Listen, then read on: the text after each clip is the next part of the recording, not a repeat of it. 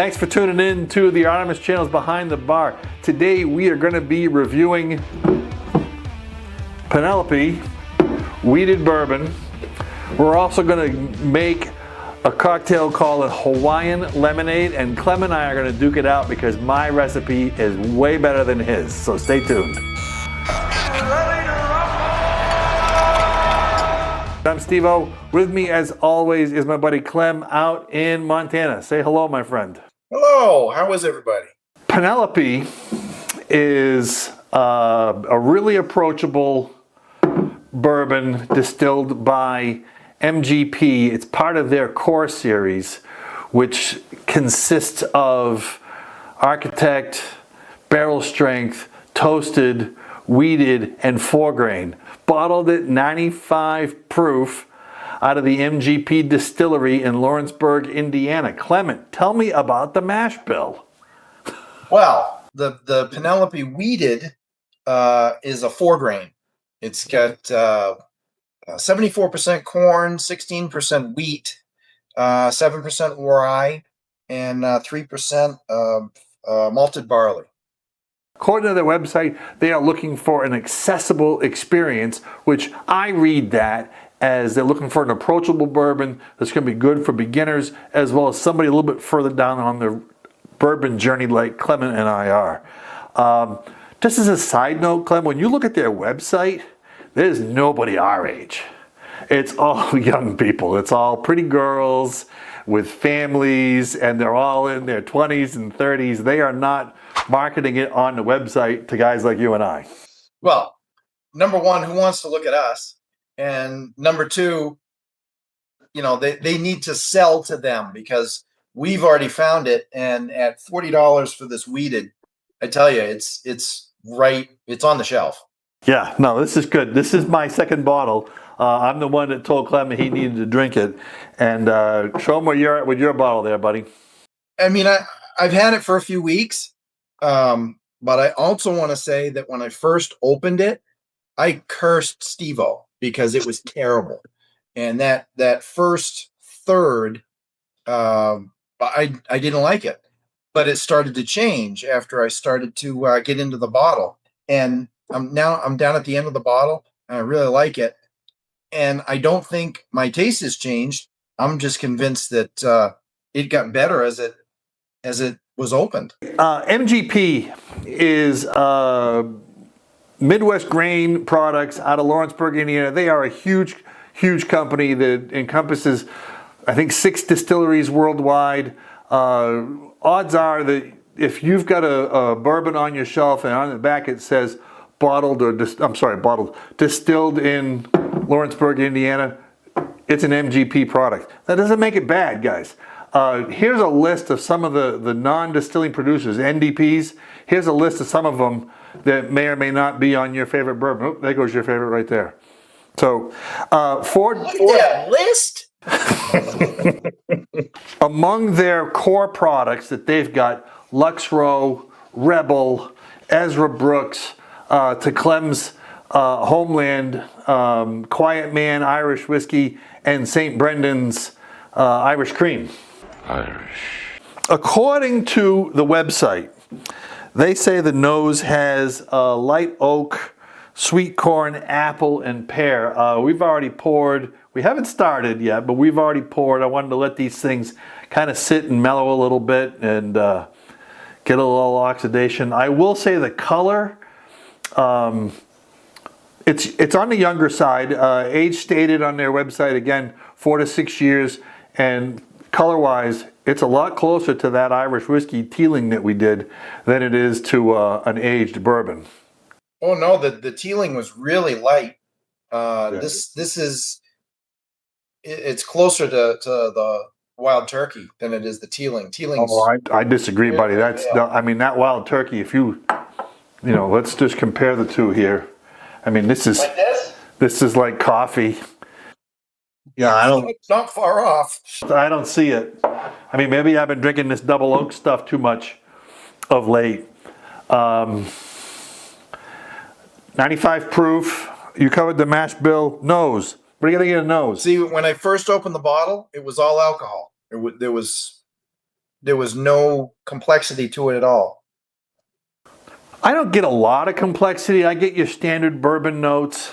I definitely get, they don't say it on their website, but I get wheat, like wheat bread.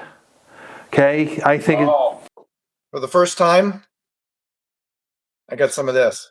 Oh, did you really? It's subtle. It's not heavy, but for the first time, because I get the cinnamon, and I get quite a bit of sweet, not sick sweet, but sweet from the wheat, the malt.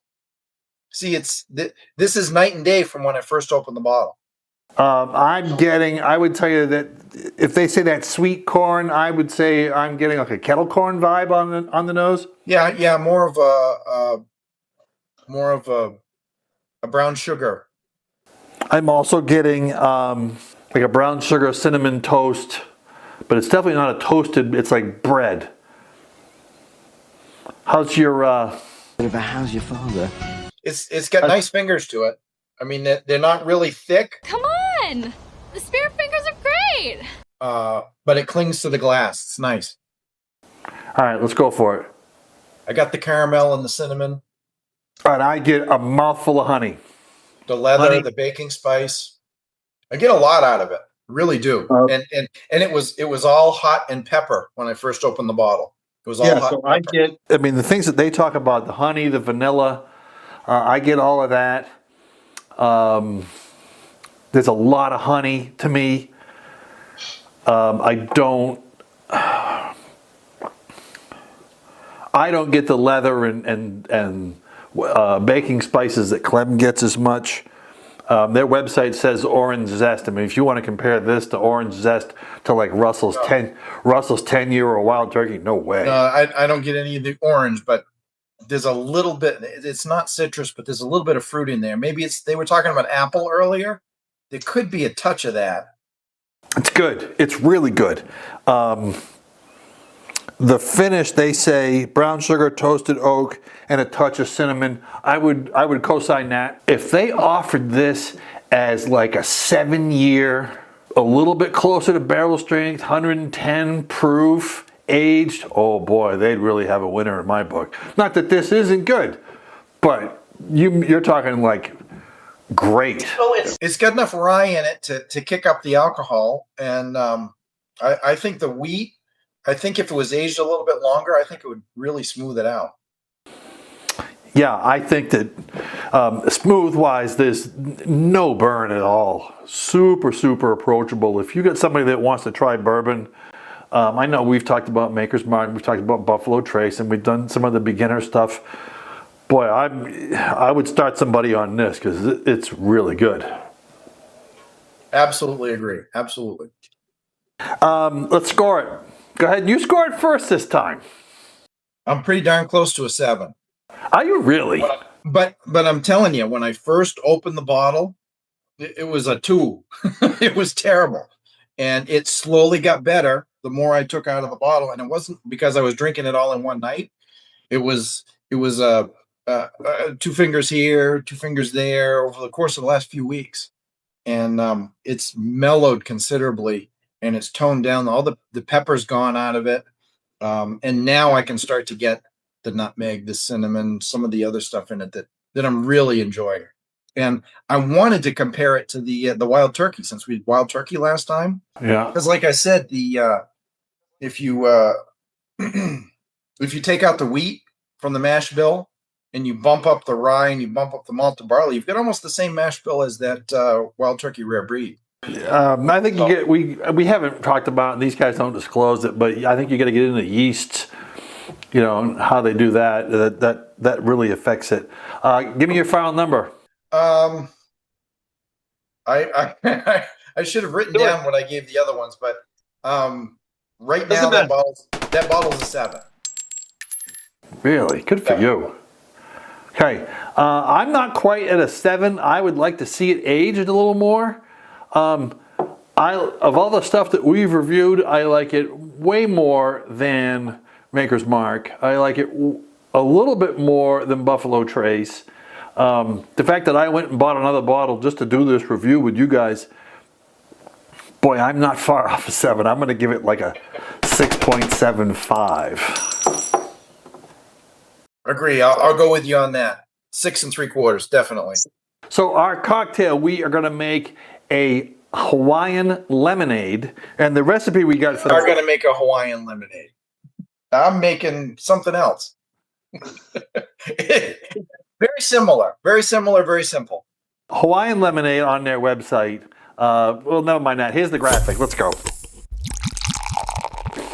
For this, you are going to need your tumbler, your ice. Oh, don't spill it, Jesus. You are going to need 1.5 ounces of Penelope. Oh, you filled that right up, didn't you?